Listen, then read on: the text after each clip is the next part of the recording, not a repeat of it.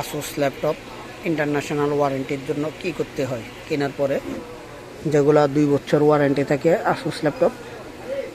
মাই apps Asus, মাই অ্যাপসে ঢোকার পরে আপনি দেখেন আমি এটা রেজিস্ট্রেশন করছি, তাই এখানে অনেক কিছু শো করতেছে। ব্যাটারি সেটিংয়ে আমি অনেক কিছু দেখতেছেন। এটা রেজিস্ট্রেশন করার কারণে এই ল্যাপটপটাই রেজিস্ট্রেশন করছি অলরেডি ইন্টারন্যাশনাল ওয়ারেন্টির জন্য।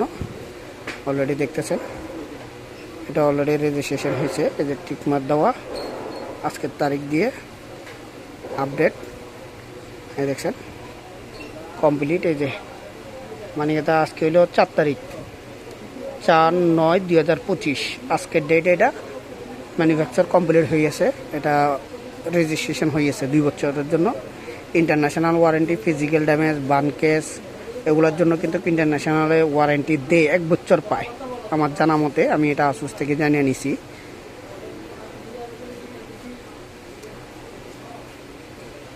এই যে অ্যাপসগুলো, এখানে একটা আইডি করতে হয়। এই যে আইডি, কাস্টমার ইউজার আইডি, এটা হলো এটা কাস্টমার এই ইউজার আইডির পাসওয়ার্ড আইডি সব কিছু থাকলে আপনি একটা কাজ করতে পারবেন।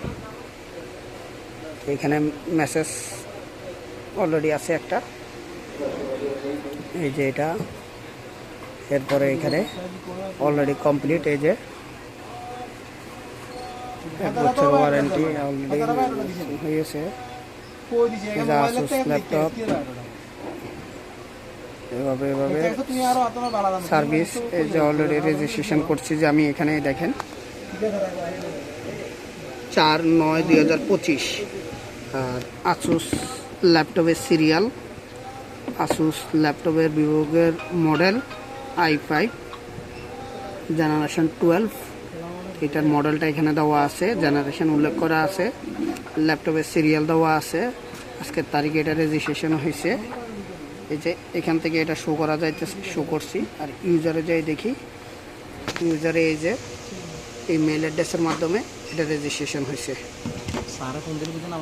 এখানে আসুসের সকল পণ্য যা যা প্রোডাক্ট আছে সব কিছু আপনারা রেজিস্ট্রেশন করতে পারবেন।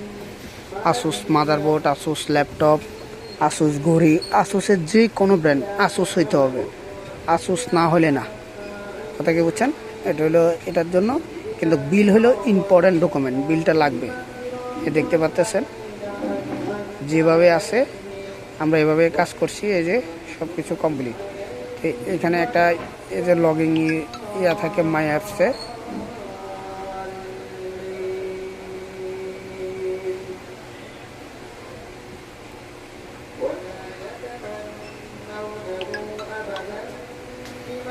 কাজ শেষ আমার এখানে সম্পূর্ণ কাজ শেষ 100%।